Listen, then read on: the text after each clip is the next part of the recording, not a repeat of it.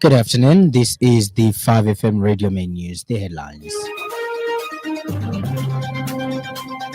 President Hakainde Hichilema extends gratitude to President Cyril Ramaphosa on support following the passing of ECL. Collins of urges newly appointed Wama board to act decisively. And Trump orders increase in migration deportations.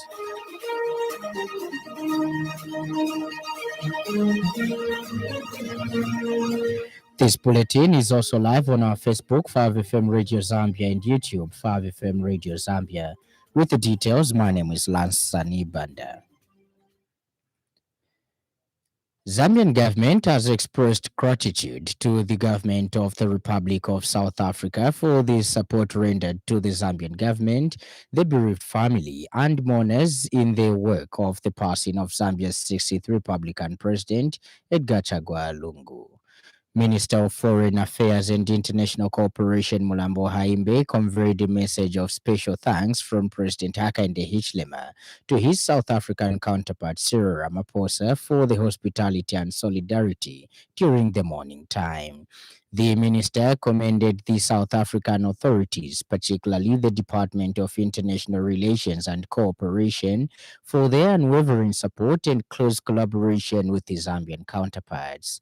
Mr. Haimbe indicated that Zambia will officially request that the late President Edgar Chagwa Lungu be accorded full military honors by the government of the Republic of South Africa upon the repatriation of his remains. The minister underscored that Zambia and South Africa share long-standing relations and that the ongoing cooperation in the current circumstance is a testament to the strength of the friendship between the two nations. In the meantime, Mr. Haimbe conveyed condolences from President Hichilema to President Ramaphosa in light of the recent devastating floods that have led to the loss of lives and property in South Africa. Special thanks have been delivered by His Excellency President Hakainde Hichilema to President Cyril Ramaphosa. I personally did ensure that President Ramaphosa will stand. We continue to thank the government of South Africa. We'll be requesting officially that the late 60th Republican President of Zambia be given full military honors here as the body departs on Wednesday. We'll be working very closely. We'll continue to work closely with our counterparts from the Ministry of Foreign Affairs. Of course, they have been extremely helpful. Minister Lamola and, of course, Deputy Minister Moroka. We have a long-standing relationship with South Africa. And this is a testament of how our friendship, our brotherhood with the people and government of South Africa is in practical terms, is strong and will continue to be strengthened, even in difficult times such as this. The Forum of African Traditional Authorities, FATA and FATAZA, have described late 60th Republican President Edgar Chagwa Lungu's legacy as one which is marked by dedication to serving the country and the people. FATA and FATAZA Secretary General, His Royal Highness Chief Mwanta Ishima Sankenis the 60th, says President Lungu President Lungu, the late former head of state, prioritized his commitment to recognizing the importance of traditional leaders and his efforts to improve the lives of Zambians through infrastructure development. The traditional leader has therefore appealed to the Lungu family, the Patriotic Front, and the government of Zambia to find strength in love, unity, and peace during this emotional time, underscoring the need to accord President Lungu a befitting presidential send-off. The traditional leader has since extended his deepest condolences to the bereaved family of the late President Edgar Lungu, the Patriotic Front Party, and the government of the Republic of Zambia and the Zambian people on behalf of the FATA and FATAZA. Minister of Water Development and Sanitation Colin Zovu has called on the newly appointed Board of Directors for the Water Resources Management Authority WAMA to act boldly and decisively in fulfilling their mandate. Speaking this morning during the official unveiling of the sixth WAMA board, Mr. Zovu has urged the board members to uphold principles of corporate governance, transparency, and collaboration throughout their 3 year term. The minister has also outlined key strategic priorities that the government expects WAMA to pursue. These include combating water resource pollution, enforcing stricter regulations and penalties, protecting critical water sources, reviewing and reforming the legal framework covering water management, and accelerating the implementation of water. Ladies and gentlemen, as you are aware, water is life. It is the bed of culture, our industry, our health systems, and our ecosystems. Our economy and livelihoods depends on it, yet is under mounting pressure from pollution, over extraction, and climate change. Pressures that demand innovative, firm, and accountable leadership. Your appointment, therefore, comes at a time of national urgency. The severe drought we've just experienced has underscored the fragility of our water systems. The board must therefore act boldly and decisively. As such, allow me to outline the strategic priorities that government expects WAMA to pursue under your stewardship. Number one, At the same event, newly appointed WAMA board chairperson Dr. John Konda has pledged that the board would work towards strengthening national resilience by integrating adaptive measures into the management and protection of the board is expected to play a critical role in resource management amid growing environmental and developmental challenges. We thank, as I've said, the appointing authorities for the trust placed in us and are honored by the confidence expressed in our collective ability to contribute meaningfully to the governance and strategic direction of water resources management in Zambia. We do not take this responsibility lightly, Honorable. We know how passionate you are and how focused you are on the common good of this water resource to the country, and we will deliver on that vision. Honorable Minister, we have listened attentively to your guidance and take note of the clear direction and expectations that you have set. They are ambitious goals, but they are achievable goals. We accept this charge with the seriousness it deserves and are aligned in our resolve to support the government's broader agenda of ensuring water security, economic resilience, and environmental sustainability. Government has reaffirmed its commitment to promoting children's welfare and recognizing their crucial role in the development of the nation. Kitwe District Commissioner Mr. Wansmong Ngonongo said this when he officially opened the National Children's Symposium 2025 themed Planning and Budgeting for Children's Rights Progress since 2010 being held in Kitwe.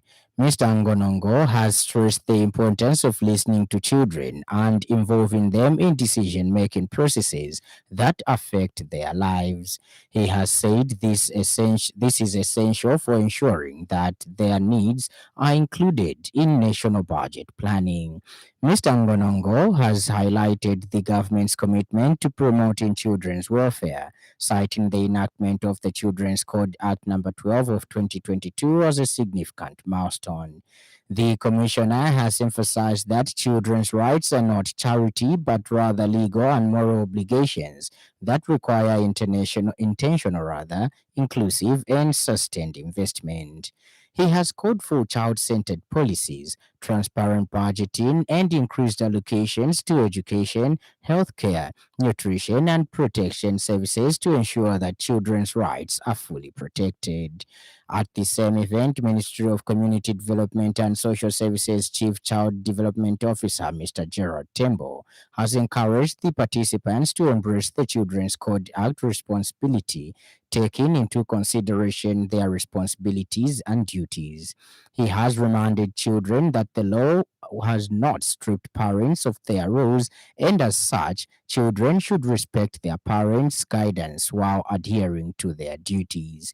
The symposium, attended by learners from the 10 districts of Copperbelt Province, government officials, UNICEF representatives, and other cooperating partners, aimed at discussing progress made in planning and budgeting since 2010 in relation to the welfare of children.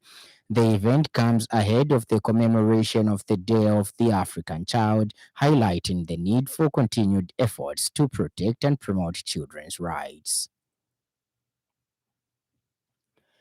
Zambia has hosted an international dialogue to analyze nature crimes with the aim to enhance environmental justice.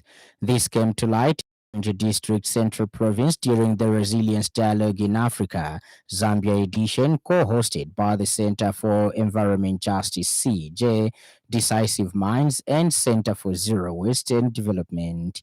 CEJ Executive Director Maggie Mapalo Mwape acknowledged the support of the Resilience Fund and its partners, including the U.S. Department of State, Bureau of Oceans, and International Environmental and Scientific Affairs for enabling the dialogue in Zambia.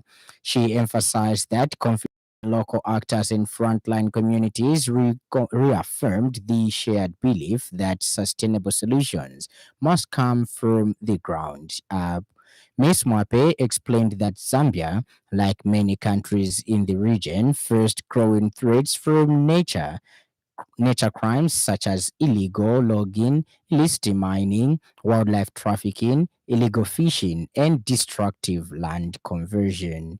She noted that these activities weaken governance structures, fuel organized crime, and threaten communities dependent on natural resources. Ms. Mwape highlighted that the Resilience Dialogue was a deliberate effort to convene diverse stakeholders, including traditional leaders, civil society, community activists, and policymakers to discuss practical ways to prevent and respond to environmental crimes while building long term resilience. She outlined several objectives of the dialogue, including fostering a shared understanding of nature crimes and their impact on livelihoods, security, and social cohesion. The CEJ executive director also emphasized identifying protection methods, exchanging local knowledge, capturing community perspectives, and amplifying voices to ensure inclusive policy making. Ms. Mwape stated that the dialogue was part of a growing regional movement supported by the Resilience Fund, which had already taken shape in Tanzania and Kenya. She also added that Zambia was proud to be part of this effort and acknowledged CEJ's collaboration with Decisive Minds and Center for Zero Waste and Development.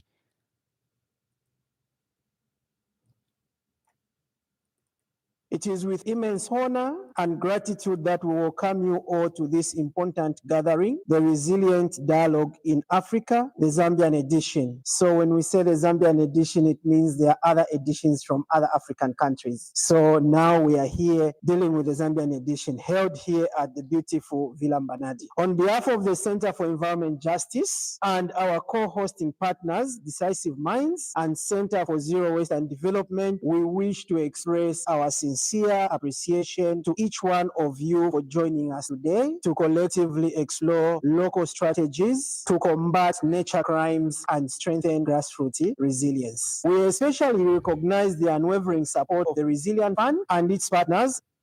In the meantime, Serengeti District Commissioner Paul Masua emphasized that nature crimes such as illegal logging, unauthorized mining, wildlife trafficking, and unsanctioned land conversion were pressing issues that severely impacted communities, threatening livelihoods, security, and environmental sustainability.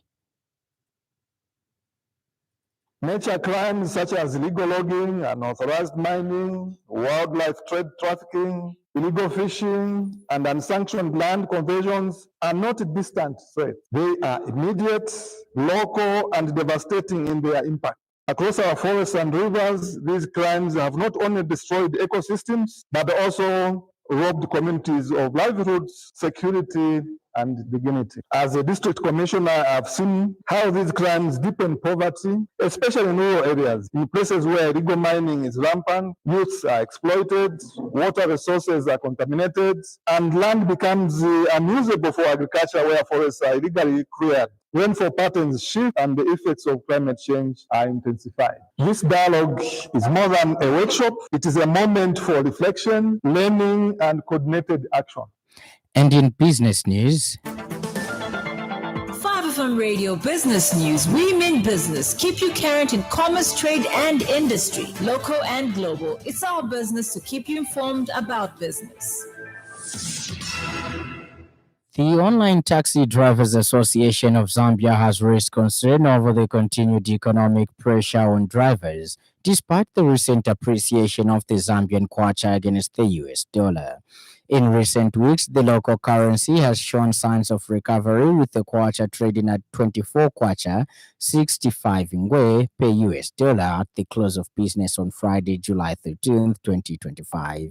Speaking in an interview with 5FM News, Association President Lucas Chanda laments that the cost of vehicle maintenance, spare parts, and related has remained unchanged.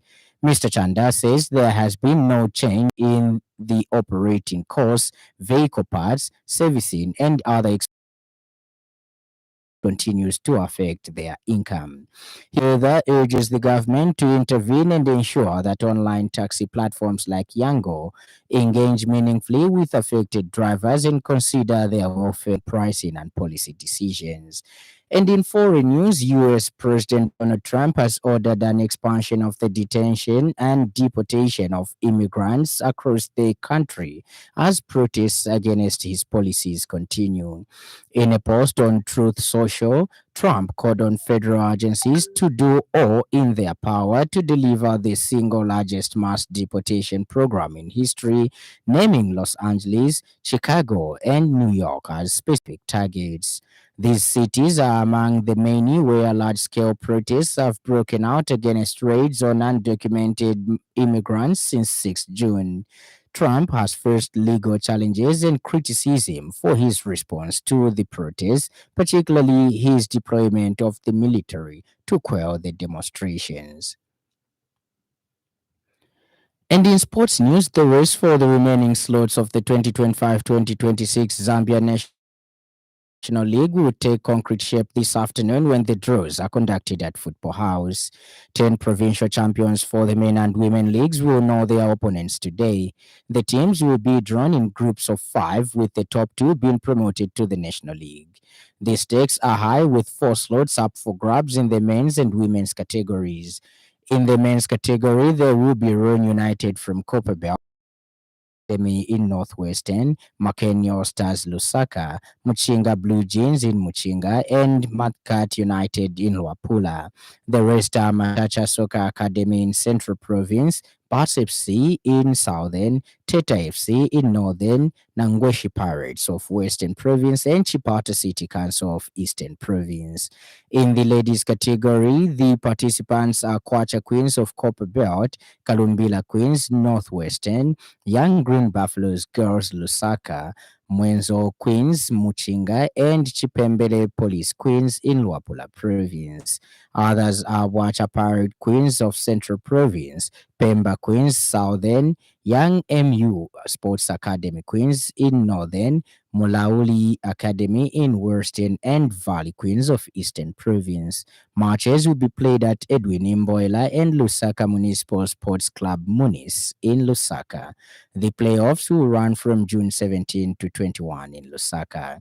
And this afternoon's weather report: Luapula, Muchinga, Northern, Southern, Lusaka, and Eastern provinces, including the western parts of Western and Eastern parts of Central provinces, partly cloudy, windy at times, and mild to warm. Maximum temperature will range between 22 degrees Celsius and 28 degrees Celsius. The evening will be partly cloudy, windy at times, and mild to cool. Northwestern and Copperbelt provinces, including the eastern parts of western and western parts of central provinces, mainly sunny, windy at times, and warm. Maximum temperature is ranging between 24 degrees Celsius and 29 degrees Celsius. The evening will have few clouds, windy at times, and mild to cool. Ends our weather report, and that item brings us to the end of the news. But before we go, a recap of the stories that made headlines.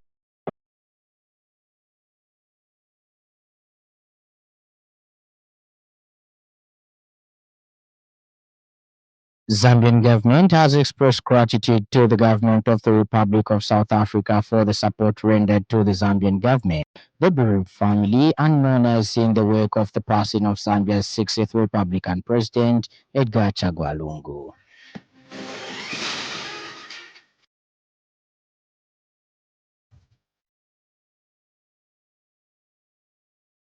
Minister of Water Development and Sanitation Colin Zovo has called on the newly appointed Board of Directors for the Water Resources Management Authority WAMA to act boldly and decisively in fulfilling their mandate.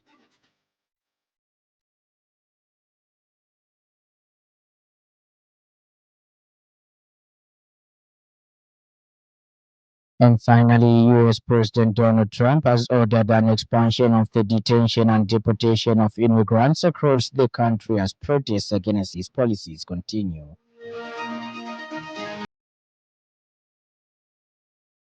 For more news, follow us on Facebook, 5FM Radio Zambia, and YouTube, 5FM Radio Zambia. On behalf of the entire news crew and the technical department, thank you for listening to the happy hour of 5FM. Stay safe and stay to 5FM Radio. My name is Lance Sannie Banda. Enjoy the rest of the afternoon.